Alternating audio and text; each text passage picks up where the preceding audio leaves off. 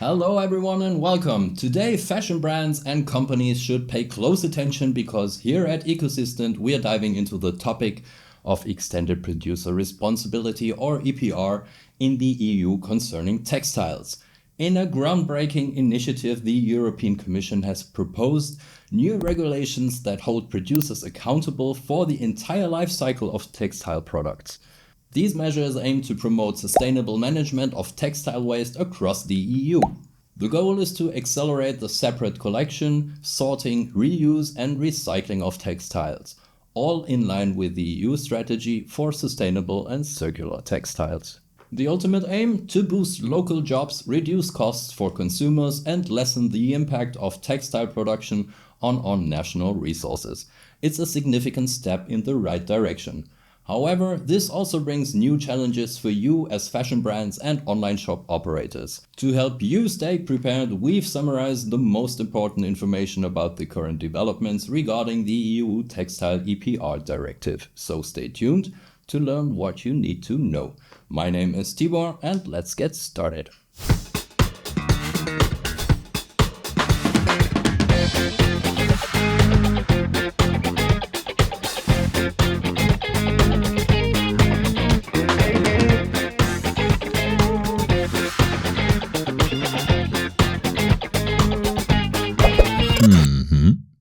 Extended producer responsibility for textiles. A core element of this initiative is the introduction of mandatory and uniform extended producer responsibility schemes for textiles in all EU member states. This proven practice has already seen great success in improving waste management for packaging, batteries and electronic devices. Under EPR, producers will bear the costs of managing textile waste. This will not only incentivize waste reduction and promote the circular economy for textile products, but also encourage the design of more sustainable products from the outset. The amount producers contribute will be adjusted based on the environmental performance of the textiles, a principle known as eco-modulation. These schemes are expected to be established within 30 months of the revised directive coming into effect.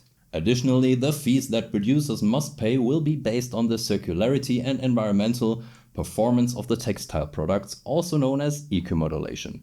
Member states may impose higher fees on companies that engage in fast fashion practices.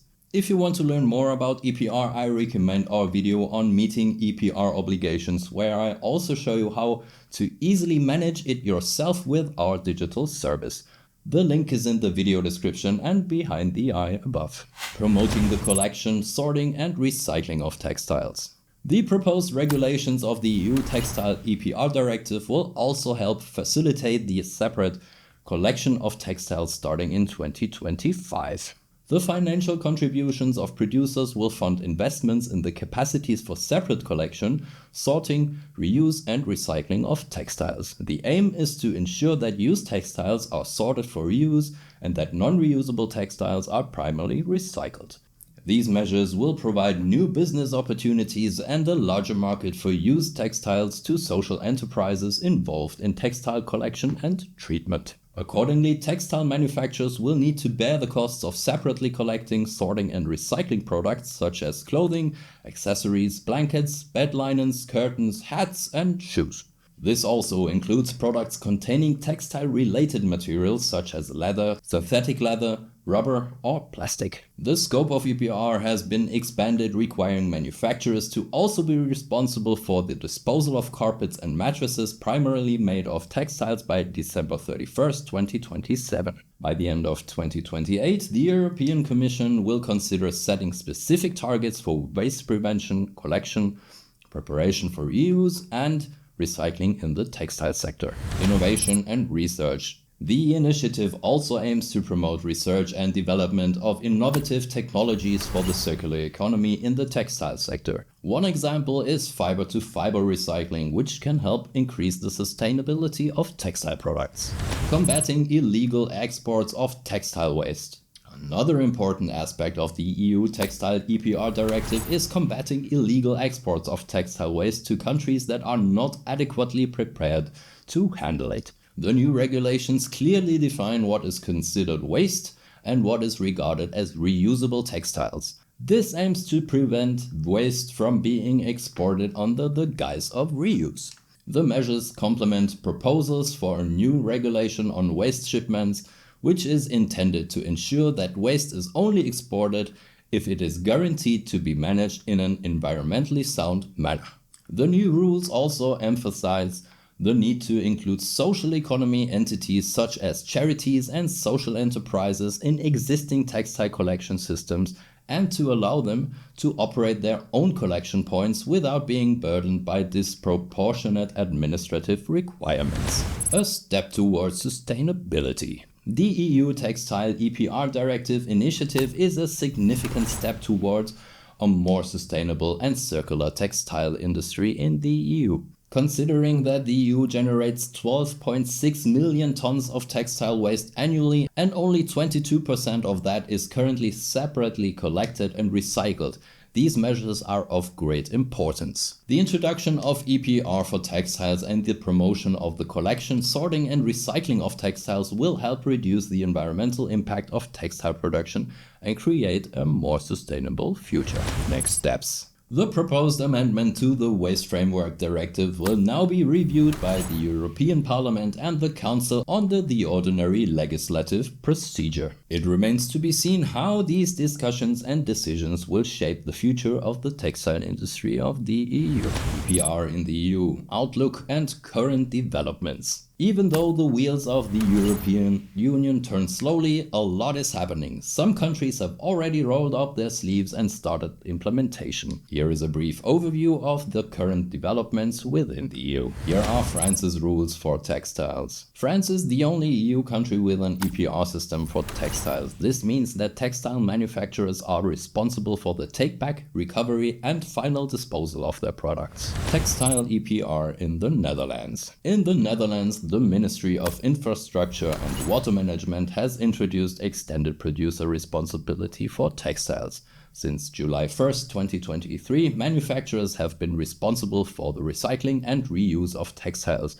This means that manufacturers are responsible for an adequate collection system, recycling and reuse of clothing and home textiles, as well as for financing the entire system. What about Textile EPR in Italy? In Italy, the Ministry of Environment and Energy Security, in collaboration with the Ministry of Enterprises and Made in Italy, presented a draft decree on February 2nd, 2023, outlining the new obligations for manufacturers in the textile sector regarding the design, production, disposal, and recycling of textiles. A consultation phase with key stakeholders in the industry was initiated with comments submitted by March 3rd, 2023. Among the key changes announced by Mays for textile manufacturers is the requirement that producers take responsibility for financing and organizing collection, preparation for reuse, recycling and recovery of textile waste. This can be done through collective or individual management systems. Appropriate financial and organizational resources must also be provided to establish a nationwide network for the collection of textile waste and selective collection systems to increase the quality of textile fractions. For the design phase of textile products, manufacturers must ensure that they develop, produce and market products that are suitable for reuse and repair, contain recycled materials, are technically durable and easy to repair. It remains to be seen how these developments will impact the textile industry in Italy. What about Textile EPR in Sweden? In Sweden, several efforts are already on the way to recycle textiles. Companies like H&M offer a clothing recycling service, and a unique textile recycling facility has been confirmed to be built in Sundsvall, which will produce material that can be used to make viscose and other new clothing items. According to the draft EPR legislation for textiles, producers in Sweden should register with a Producer Responsibility Organization, a so-called PRO,